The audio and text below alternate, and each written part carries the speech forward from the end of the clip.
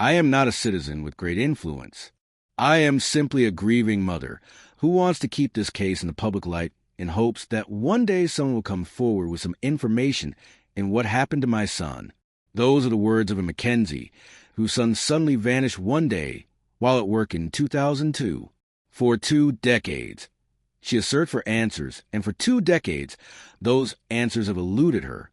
Christopher Tompkins was just 20 at the time of his disappearance, and his case has become one of the most baffling in Harris County history. Born on December 28, 1981, Christopher Carlton Tompkins was described by his loved ones as a happy, outgoing, and hard-working young man, a devout Christian. He lived with his mother in Ellislade, Georgia, and by all accounts, the pair had a strong bond. Christopher was last seen on January 25, 2002. At the time, the 20-year-old worked as part of a 4-man team of surveyors, a job he reportedly enjoyed. He showed up to begin his shift after 8 a.m., and journeyed with one of his co-workers to their job site near County Line Road in Harris County, Georgia. Throughout the morning, the 4 men worked in a line spaced approximately 50 feet apart from one another. The area they were working in appears to be rather densely wooded. In the early afternoon, the 4 men stopped for lunch. At around 1 p.m., they began work again. They looked away from Christopher for just a moment, and by the time they looked back, the 20-year-old was gone. His tools were on the ground, but the man himself had vanished. Christopher's colleagues were, by all accounts, baffled as to what had just happened. They didn't see or hear anything odd, and so they speculated that he had walked further into the woods for some reason, possibly to relieve himself. However, as the minutes passed and Christopher failed to return, they grew concerned and began a search of the area, all while calling his name. Despite their efforts, no trace of Christopher was found. For unknown reasons, Christopher's mother wasn't informed of the disappearance until 4:15 that afternoon. There are mixed reports about who contacted the police first.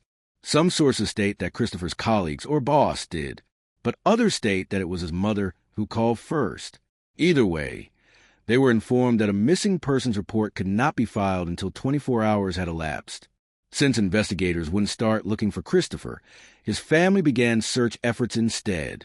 They quickly discovered a worker's boot hanging from the top of a barbed wire fence in the area the men were working in, and was confirmed as belonging to Christopher. On that same fence, they recovered a blue thread, likely from the 20-year-old's trousers.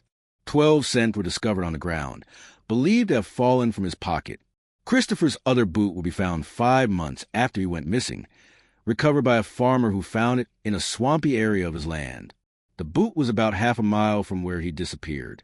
There were no signs of a struggle, and there was nothing to indicate where he might have gone or what might have happened to him. In the 20 years since Christopher vanished, no further evidence has come to light in his case. While the police spoke with the 20-year-old's colleagues, they didn't seem to garner any useful information. His boss reportedly told investigators that he'd been acting strangely in the days leading up to his disappearance, but it's unclear what was meant by this, as he did not elaborate on what sort of behaviors Christopher was exhibiting. Notably, and Mackenzie rejects this information, noting that her son had been behaving perfectly normal in the days before he vanished. She told WTVM that the morning of January 25, 2002, had been like any other. They both headed to work together and worked as a babysitter for Christopher's boss at around 8 to 10 a.m. She told authorities, "Chris lived with me, and I saw him every day. There was neither strange behavior on his part nor any distress." Christopher's case was eventually closed. There was no sign of foul play, injury, or animal attacks, and authorities concluded that the 20-year-old had simply decided to start a new life. Harris County Sheriff at the time, Mikey Jolie, said he walked off the job site, which was consistent with what the co-worker said, walked through the woods, went over toward the interstate. "We believe that he got into an automobile and just left the area." Jolie noted, though, that his opinion changed when Christopher failed to contact his mother. He told WDVM, "My biggest fear is that when he came up missing in 2002, he went to a large city. Right after he came up missing, he might have overdosed or something else might have happened to him. Because he had no identification on him, that city went ahead and disposed of the body." Christopher's family, though, don't believe either of law enforcement's theories. His aunt, Rosalind, noted that he didn't have a drug problem and that she didn't believe the 20-year-old had just walked away. I don't believe he disappeared with one shoe. Who's going to walk around with one boot on in the cold, whether on a rural road? I don't believe that happened. They know what happened to Chris. They just not telling. The police never considered Christopher's colleagues suspects or persons of interest, despite them being the last people to see the young man alive before he vanished. One of the men retained a lawyer shortly after the disappearance, which has led to some suspicion in online true crime circles. But it is often said that hiring a lawyer before engaging with police is good practice, regardless of whether one is guilty or not. More notable is the fact that one of his co-workers was sentenced to prison for what is only described as a violent crime conviction just months after the 20-year-old went missing. The names of the three men have never been made public, so finding out the exact nature of this violent crime is not possible at this time.